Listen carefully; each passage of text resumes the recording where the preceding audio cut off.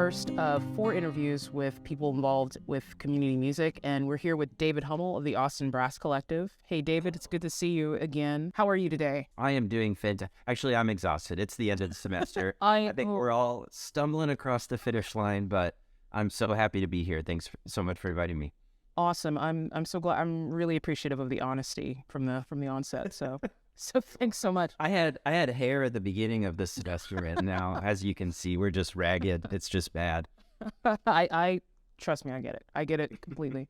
So, David, do you mind telling the audience about yourself and your professional work and things like that? So my day job, I guess you could call it, is teaching tuba and euphonium private lessons. This is my 11th year that we're about to finish doing that in the Austin area. I think I've taught in pretty much every district in the greater Austin area at this point, one or another, before finding a home in the places that I teach at currently. Grew up in California, started on the French horn for a hot second, was really bad at that. The band director offered me a chance to try out the tuba, and been doing that ever since, and that's been kind of fun. I did my undergrad at Texas Tech with Kevin Wass in tuba performance and music education.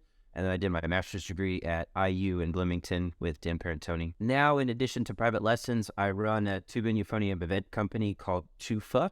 Adorable, I know. This is our 10th anniversary of doing that. That started in a very, very tiny summer camp of about 25 kids. And then last year we had 120 of them. Wow. And it's kind of turned into like a little mini TMEA type situation. We have some vendors that come in and bring instruments and mouthpieces, and just a whole lot of faculty flying from around the country. And it's just a celebration of, you know how many ridiculous kids there are in this area that are just insanely good at their instruments and passionate about band. It's like a giant school of music around here. So it's just a celebration of what's going on in the area, which is really cool. And then I am currently the president of the Austin Brass Collective. I've been doing that for about a year and a half now. And I was the personnel manager, but I have recently handed that over, thank goodness, because people are not good at responding to emails sometimes. But yeah, that's what I do. I also play in the Central Texas Philharmonic, which is a local regional orchestra. It used to be called the Round Rock Symphony. And I think that's everything that I do. Could you tell us more about ABC, the Austin Brass Collective, and your involvement with that, and just about the group in general? I would love to. Well, we have this phenomenal conductor who's actually about to leave us, which we're very sad about. So it's been around since December of 2021. Yes, we're about a year and a half. We just finished our first full season, which is really cool, with an actual group of musicians that auditioned to be in the group. We did 6, I think, main stage concerts this year. We've been invited to play at numerous places like the Texas Bandmasters Association and the Meyerson Under the Baton of You in tandem with the Dallas Winds, which was awesome. Oh my gosh, that lobby is so cool to play in. Yeah, it was really fun. Really, really cool. And yeah, we've just been trying to coax kids into coming to brass concerts by playing things that they might like a whole lot for a little while now, and having some success doing it. It's been a really good time. You said coaxing kids to come out. Like, can we talk about the themes of these concerts, especially the one on the latter half? As I said before, this area is host to just some incredible kids who can play their instruments at a super high level. And obviously that implies that the teachers that are in this area are also ridiculous. And if you go to any of the local high schools or middle schools, then you have people with DMAs and master's degrees like myself. And we are that's normal. You're teaching a 6th grader to buzz and you have a master's degree on the tuba, and that's welcome to Austin. That's what's happening around here. And so the ABC is largely made up of humans like that. And so you have people like Matt Kundler, who is the Swiss Army knife of musicians, and Mike Dorado, who can literally arrange an entire concert in like 2 weeks, arrange an hour's worth of Gabriele music. And it's like, what is happening right now? And so one of the really, really cool superpowers of the group is actually that we can play whatever we want. So we're about to have a meeting in a month where we're going to decide what we want to play next year. And we are not restricted at all to what we can buy. We go and tell Mike and Matt, hey, we want to play Firebird next year. We want to do it so that all of the string parts are played with a saxophone. Grace. Now, let me ask, is that like maybe in the works? Like this kind of electric? No. That's awesome. Teaser all of our fans out there. You heard it here. Fantastic. Yeah, we heard it here first. That's awesome. I think we want to collaborate with them once a year. I think it might be called No Strings Attached, because who cares about string instruments? And I'm having so we did. Yeah, I don't. Exactly. So we did. In case anybody doesn't know, we did Pines of Rome Right. last February, and the Austin Saxophone Ensemble joined us, and they played all the string parts, and we played all the brass parts, and it was ridiculous and cool. So, like, ABC's just gaining traction within the community. I mean, I know, like, just from last year to this year, more people are asking, hey, can they come out and play? Can we have concerts at our school and things like that? So what do you attribute to that success? I think it has largely to do with the music choice, like you were talking about before. I think that has a lot to do with it. I think that it has to do with that we are their teachers, and it's cool to see someone that you sit in a room with regularly up on the stage. Recently, I've been talking to my students more about like music theory and arranging and composing themselves, and I found that weirdly a lot of them are actually very interested in that. And so a group that is writing all their own music is like super cool, even to like 7th and 8th graders sometimes. One of my tuba students brought in a thing that he had completely arranged for concert band with like all of the parts and everything. It's like 4 minutes long. And it was like not bad. And I was like, oh, great. Fantastic.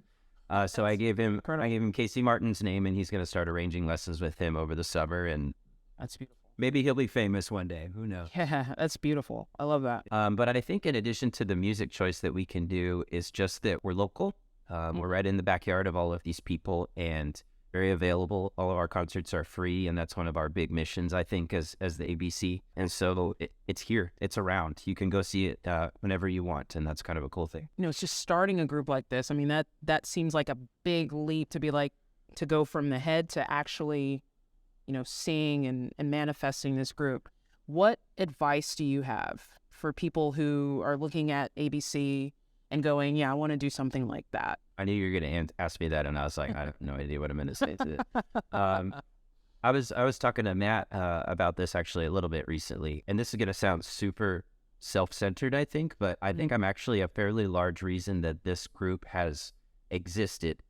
Oh, 100%, yeah. I've done a lot of things. Like I formed our 501c3, so I like figured out how to do that and make it so that that's happening. Like I filed our taxes for the first time, figured out how to speak to the audience regularly, which I literally have nightmares about sometimes and is terrifying. But just like all of these skills that I've had to learn as the president of this organization, I couldn't do any of them before this. 0 of them. Wow. All of them are awful and terrifying. And I think that just having the will to figure out how to do that, to get on YouTube and watch how to file taxes as a nonprofit, or write out my speech and then practice it 35 times in my car before I actually have to give it. All of the many different things that you have to do for this. If you have the willingness to do those things and know that you're going to fail at it sometimes, I think you can pretty much do anything. That sounds puppies and rainbows, doesn't it? That's lovely. You said you've learned a completely new skill set to get this done, but what are some that you brought in to the situation? What are some? I know your musicianship obviously is one. Caring about it being successful at all. Being the one willing to do all of the things that fit in between the bigger pieces. None of them are hard, I don't think, but you just have to have the passion for it and the care for it to do it. Right. And I think that has been my biggest contribution to the group so far. I'll show up early if I need to. I'll set up chairs if I need to. I'll talk to this guy, even if he's not a very nice person, and figure out how to get whatever working. And I think that's a large part of what it takes to get something like this off the ground. I don't know if you know too much about our podcast, but it's uncovering possibilities about like alternative to academia. So what parting words of advice do you have for those alternative paths of, of a career that isn't strictly within academia, but just sort of adjacent to it?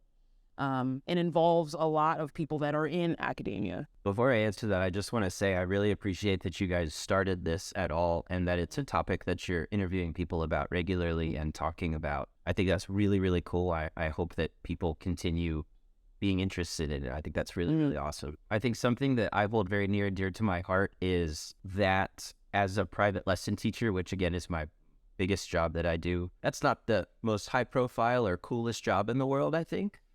And to get to do something like this, or like to have a summer festival that's gotten as big as it has, really makes me feel good about what I do, and makes it so that I feel like I'm a little bit closer to maybe like someone who holds a professorship at a university. Even though maybe on my resume and on paper I'm not, quite as cool as that. I feel like a lot of the things that you can do in a gig like that, we are also capable of outside Absolutely. Yeah. having a job like that. And that's pretty empowering to think about. The opportunities are there, and you just got to find it. And like you said, have the will to just keep it going and start it. Can you share with us where we can find you next, where we can see ABC perform next? You know the group just as well as I do at this. I do. What do you want to say about it? We recently received through UT the Rainwater Grant, which was pretty neat, and that's funding a little mini tour that we're doing. The week is busy. I was looking at our roster and just the tabs across the bottom of it that show who's playing on what concert, and that roster started with like 6 tabs at the beginning of the year. And now there's it's 15. I was like, wow. What happened? What are we doing right now? Yeah, it's just entire. That's great, and it's only gonna, I think, obviously grow from here. Can we talk about that? So like, what are your big aspirations for ABC? Like, where do you see it 5 years down the line, 10 years down the line, 15, 20? I want this to be like I can't say full time. That's a little bit ridiculous, but I want this to be like a steadily paying gig for all the people that play in it. I want to create that and make that last for however long it is.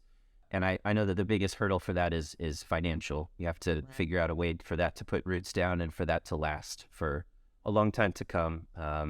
And I think a really huge accomplishment that we've had so far is that we're not bankrupt yet. Man, that is like, seriously, that is a huge deal. It's made some money, and you're able to pay per service. I mean, that's amazing. I feel really, really good about that. That's a huge accomplishment for all of us that work at it. I would like to do that and give raises regularly. I would love to be at a legit performance venue of some kind. And like, if we can play at the Long Center regularly, I would love to see that in maybe like 10 years. I want everybody that plays in it to be super proud that they play in it and famous. And I think they already are, for sure. Yeah, maybe. There you go. Yeah. I think they're proud. Yeah. Oh, I think everybody's proud, for sure. Yeah. I think we've gained quite a bit of traction in this area, for sure, and that makes me feel really, really happy. I just want it to be huge. I want it to keep growing and keep making people happy and keep doing all the things that it does already, but just way bigger. Well, David, thank you so much for spending just a couple of minutes with us and telling us about an incredible organization. And I can't wait we'll be linking up in a little bit and playing some music, so I'm excited about that. And again, thank you guys for inviting me on and for doing what you're doing. This is a really, really super cool thing. I think as the world gets fuller in music, you have to do things more like we're doing right now and create your own niche for things. And it's cool for people to have a resource like this to look out for. Awesome. Thanks, David. Appreciate it.